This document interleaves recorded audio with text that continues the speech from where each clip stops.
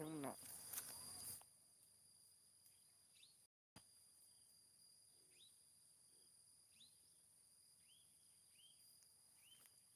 दिनैसो लाइभआव फैदों गाइस आं।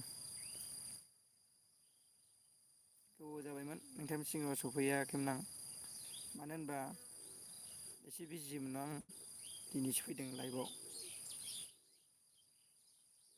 नोंथांमोना मानो सानदोंमोन जानो हागौ आरोना गाइस माने बिस्टि ब्लगआ जाहाथे मा होनो ब्लग भिडिअ'फोरखौ लाबोथारला बेफोरबायदि सानदों गाइस नोंसोरो।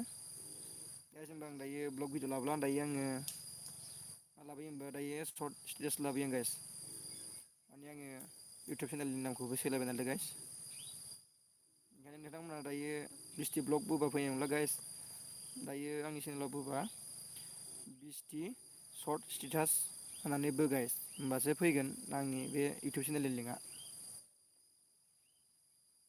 दायो होमबा दसे ओरैनो मोनाबिलि समावहाय आङो लाइभ भिडिअ लाबोदों गाइस।